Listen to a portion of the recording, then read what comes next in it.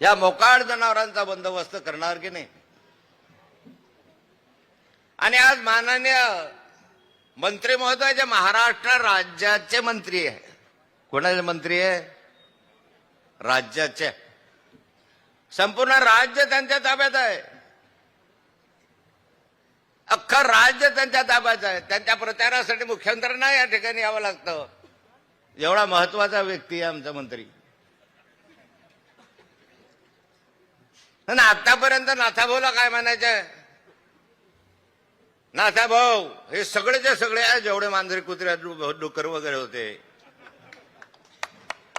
हे नाथाभाऊला म्हणायचं, नाथाभाऊ तुझ्या घरात घराणेशाही आहे म्हणायचे की नाही म्हणायचं?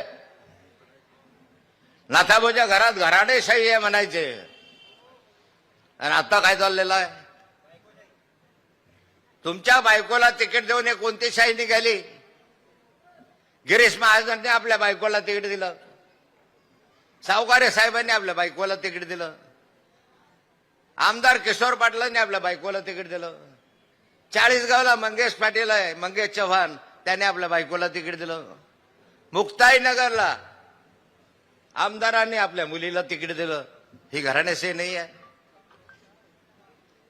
ही घराणेशाही नाही का? आता यांचं धोरण मागच्या कालखंडामध्ये विधानसभेच्या वेळेस लाडकी बहिणी योजना आणली। लाडक्या बहिणीनं 1500 घ्या, आम्हाला मतदान करा। आमच्या बहिणीने मोठ्या राख्या बांधल्या, काख्या बांधल्या, सगळ्यांनी मतदान केले, निवडून आणले यांना। आणलं की नाही?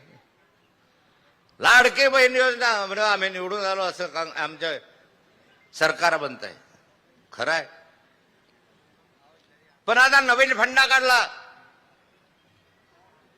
त्यांच्या लक्षात आला तर लाडके बहीण बऱ्याचशा विसरत चालल्या, आता नवीन काहीतरी योजना काढली पाहिजे, म्हणून आता त्यांनी लाडकी बायको योजना काढली।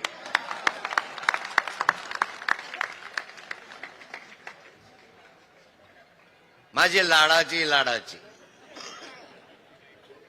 लाडकी बायको योजना काढल्यामुळे घराणेशाही नाही का?